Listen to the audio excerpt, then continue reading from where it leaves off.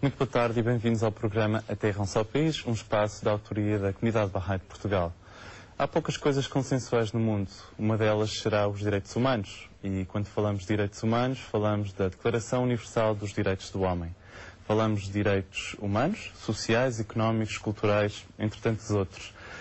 Para falar sobre a Declaração Universal dos Direitos do Homem, convidei Marco António, que faz parte da Comunidade Bahá'í de Portugal. Eu começava por perguntar, de uma forma muito resumida, o que é esta Declaração dos Direitos Universais do Homem. Eu diria que a Declaração Universal dos Direitos Humanos se pode resumir em três aspectos. Primeiro, que existe um conjunto de direitos humanos que são inerentes à nossa própria condição humana, isto é, fazem parte de nós e não são conquistados ou adquiridos. Segundo, que estes direitos não podem ser negados ou anulados por ninguém, nem pelo próprio indivíduo.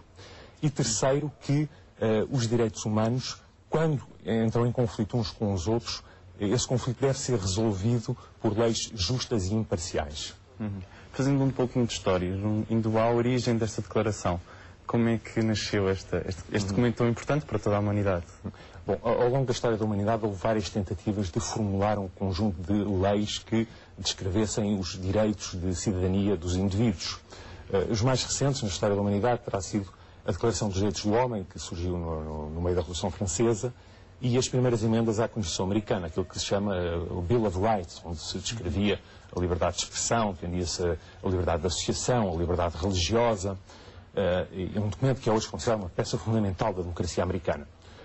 A Declaração atual, de 1948, surgiu, como nós dizemos, na ressaca da Segunda Guerra Mundial e da necessidade de encontrar um conjunto de princípios que fossem universalmente aceitos e que descrevessem aquilo que se consideravam os direitos de cidadania. Ora bem, em 48 as Nações Unidas tinham 3 anos de idade e este documento foi preparado por uma comissão específica. Na altura da votação, houve 48 países que votaram a favor e houve 8 que se abstiveram. Abstiveram-se a União Soviética e os seus aliados comunistas, que não concordavam com a cláusula que refere os direitos de propriedade privada. Absteve-se a África do Sul, que não concordava com os tópicos que referiam a igualdade racial.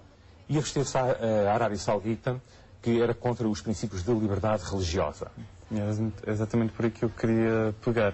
Liberdade religiosa, como é que as outras religiões, que não a religião, neste caso dos Emirados Árabes Unidos, reagiram a esta declaração? Bom, para falar da reação das religiões, nós temos de ter presente o seguinte. São muito poucas as religiões mundiais que possuem nas suas escrituras um conceito de direitos humanos. Apesar de nós podermos encontrar paralelismos entre as religiões, os seus ensinamentos e o conteúdo da Declaração dos Direitos Humanos. Também devemos ter presente que, na formulação deste documento, participaram várias comunidades religiosas e várias organizações religiosas. Participaram organizações judaicas, protestantes, católicas e também a comunidade Bahá'í.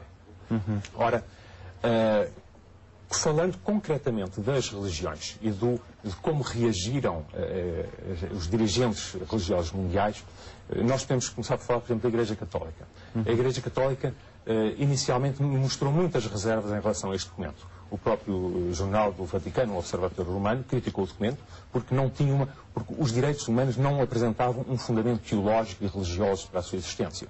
Foi só passado 15 anos, com o Papa João XXIII e com a encíclica Pacem Terris, em que a Igreja Católica mudou de atitude, em que o Papa João XXIII nessa encíclica disse que a doutrina da Igreja está em consonância com o conteúdo dos direitos humanos e esta declaração é o sinal de um mundo novo que se avizinha e, simultaneamente, é um poderoso instrumento para proteção do homem moderno contra os males desta nova sociedade que está a surgir. Um mundo novo, um mundo moderno. No entanto, hoje em dia fala-se muito de relativismo cultural. Esta é uma declaração mesmo universal para toda a humanidade? Essa é uma excelente questão. Repare, quando a declaração foi aprovada, as Nações Unidas eram claramente dominadas por países ocidentais, podemos dizer assim. Portanto, não tinham ainda surgido as descolonizações dos anos 50 e 60. E uma das críticas que é feita por algumas vozes é que isto é um documento que reflete uma mentalidade ocidental. Ora bem, há vozes a favor da universalidade e há vozes contra a universalidade dos direitos humanos. Posso referir a declaração da Conferência de Viena, a Conferência de Direitos Humanos de Viena, em 93, em que 173 países proclamaram que Os direitos humanos são universais e isto é uma verdade inquestionável. São 173 países que assinaram essa declaração e, portanto, a esmagadora maioria dos países. Há, evidentemente, países que dizem o contrário, dizem que isto deve ter em conta aspectos que têm a ver com a cultura e a história dos povos e, portanto, não se pode aplicar os direitos humanos universalmente.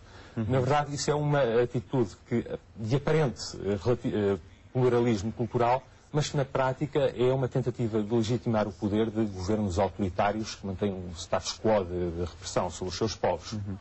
Eu podia citar vozes a favor e vozes contra. Nas vozes a favor, eu não resisto a ler uma frase de Wole Soyinka, um prémio Nobel da Literatura, um nigeriano, que escreveu o seguinte sobre os direitos humanos: qualquer sugestão de que a liberdade de expressão é um luxo do Ocidente é um insulto às lutas históricas dos indivíduos e das comunidades. Todos concordamos sobre o que é a tortura. Sabemos o que é a violação. Sabemos o que é a prostituição infantil. Sabemos as consequências do genocídio. Então não devemos fingir que não sabemos aquilo que os direitos humanos verdadeiramente representam. Marco, nosso tempo está a terminar. Peço desculpa, muito obrigado por teres vindo. A comunidade Bahá'í tem estado envolvida em muitos projetos relacionados com os direitos humanos e com esta declaração. Se quiser saber quais são estes projetos, podem contactar a comunidade Bahá'í.